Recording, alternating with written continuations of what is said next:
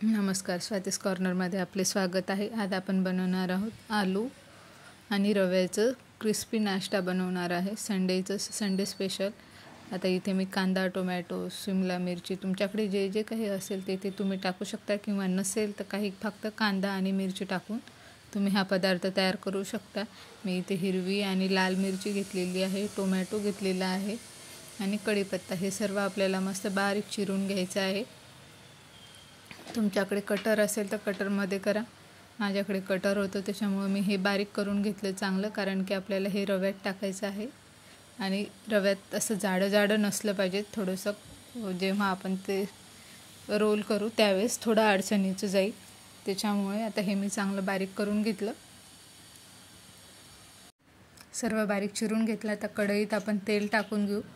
त्यात जिरं, मोहरी, नंतर कढीपत्ता, कांदा, सर्व साहित्य आपल्याला कडकडीत तेल तापून हे सर्व बारीक चिरलेलं साहित्य कढईत टाकायचं आहे, जसं आपण उपमा करतो त्या पदार्थाने। आणि हे पूर्ण आता चांगलं लाल होईपर्यंत भाजून घ्यायचं आहे। कांदा मिरची पूर्ण झाली पाहिजेत। हे बारीक मुद्दामच चिरून घेतलं, हे तर पुढे तुम्हाला कारण कळेल। आणि बारीक चिरल्यामुळे खरंच हे खूप लवकर ब्राऊन कलरचा कांदा वगैरे खूप लवकर झाला। आता यामध्ये आपण टोमॅटो टाकून घेऊ। मिरची टाकल्यामुळे मी इथे तिखट टाकलेलं नाही, थोडीशी आता याच्यात हळद टाकून घेतली आणि पाणी टाकून घेतलं। आता मीठ टाकून घेऊ आपण याच्यात। मीठ आपल्या चवीनुसार टाका तुम्ही।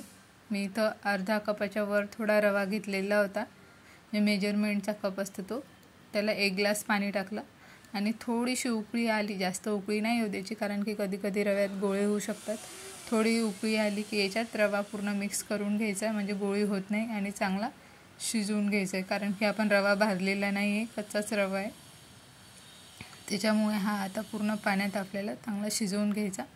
थोडंसं झाकण ठेवून वाफही काढू शकता तुम्ही आणि नंतर ताटात काढून घ्या। इथे मी 3 बटाटे उकडून घेतले होते, तर आता याचा अर्धाच भाग करत आहे, कारण की फक्त हा थोडंसं आत्ता खायचं आहे, नंतर मुलगी आल्यावर नंतर तळणार आहे मी।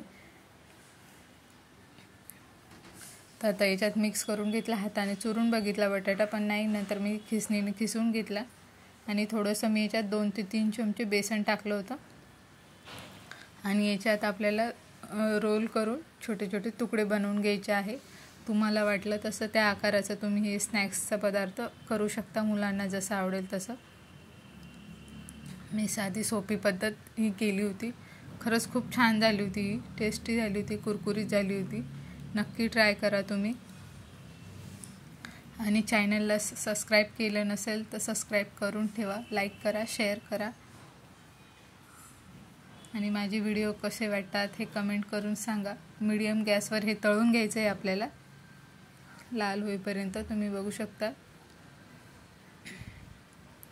कुरकुरीत झाले होते। इथे टोमॅटो सॉस आणि मेयोनीज सोबत खाल्लं होतं मुलांनी शाळेत जायच्या आधी, टिफिनमध्ये केलं होतं मी हे संडेला पण करू शकतो आपण, ज्यावेळेस आपलं मन असेल त्यावेळेस। पावसाचं वातावरण होतं त्याच्यामुळे मी करून पाहिलं। खरंच खूप छान रेसिपी, नक्की ट्राय करा।